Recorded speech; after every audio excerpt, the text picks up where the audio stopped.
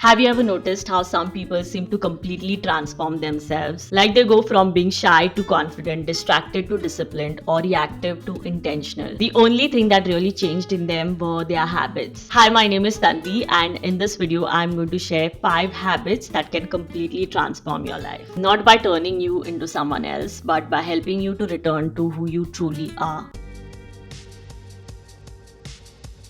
In a world that constantly demands your attention as if it is entitled to have yours, the ability to focus on yourself is one habit that can completely change your life. Because when you focus on yourself, instead of criticizing the flaws of the outside world, you start to embrace your own. And when you do that, you stop placing expectations on others to fulfill you and instead find that sense of contentment or fulfillment within yourself. But when your focus is on others, you're more likely to project your judgments onto them.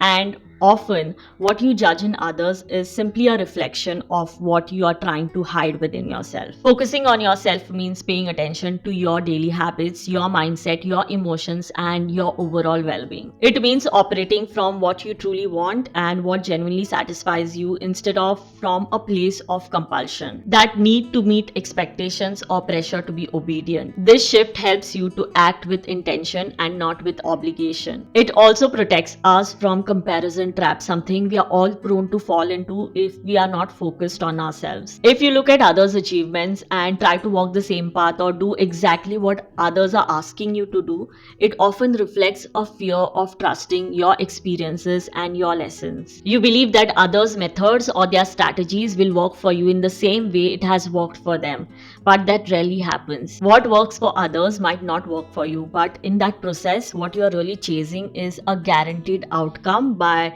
relying on others instead of trusting yourself. Focusing on yourself gives you the freedom to become your own teacher. Yes, you can and you should take guidance from others, but when you focus on yourself, you know how to use that guidance in ways that actually works for you. For someone else's teachings to truly work for you, your desire to focus on yourself must be greater than your fear of missing out, fear of judgment, or fear of failure. Because there will be days when you will be challenged whether or not to continue your own path, whether it's your habits, your diet, or a lifestyle that works for you. Especially when you see others doing fairly well without doing the things that you are doing, that may cause you to doubt yourself. But when you focus on yourself completely, the benefits you experience run so deeply that you no longer find the need for anyone's approval in order to stay disciplined. Ultimately, the way you think determines the kind of life you live. Even Buddha said it. You end up becoming what you think. It is your thinking that reveals whether you're operating from conditioned patterns or intentional thinking. Consider a scenario where two people are saved from potential threat. One of them expresses gratitude for the protection while the other gets angry for having to face the threat in the first place. Both reactions are valid from their own perspective, but the difference is one holds positive thoughts rooted in appreciation while others' thinking reflects a sense of entitlement, an expectation to never have to face challenges. One kind of thinking is beneficial while the other is self-destructive. That way, your thoughts create ripple effects in your life situations, which you might not know in the moment. But over time, these thoughts create circumstances that serve as an evidence to your thought patterns.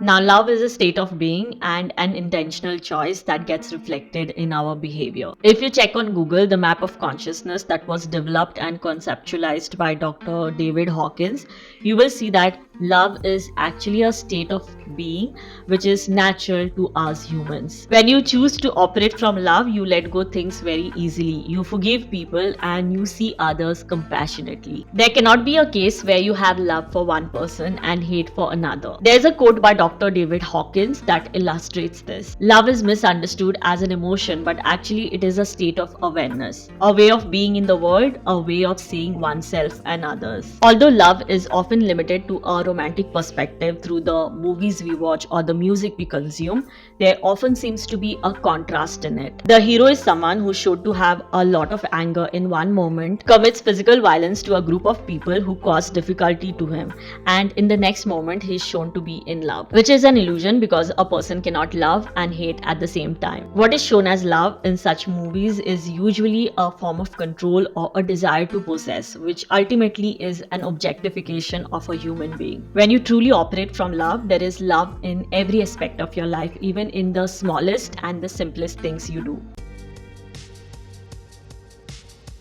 As humans, we tend to divide everything into clear categories: right and wrong, good and bad. We want life to be black and white, certain and predictable. This way of thinking is comfortable because it simplifies complex situations and gives us a sense of control. There's nothing wrong with wanting clarity. It's part how we navigate the world.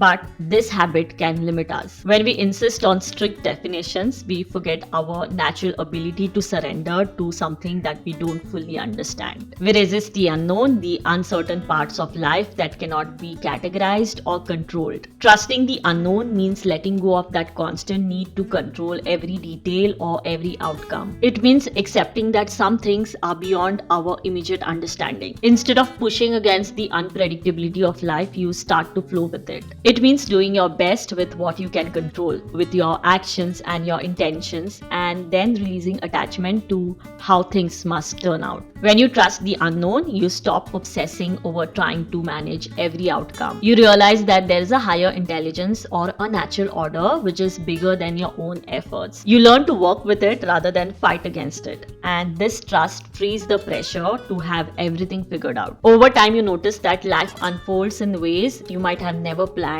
and often serves you better than you had expected. Trusting the unknown opens up space for growth, for unexpected opportunities, and for deeper connection between yourself and the world around you.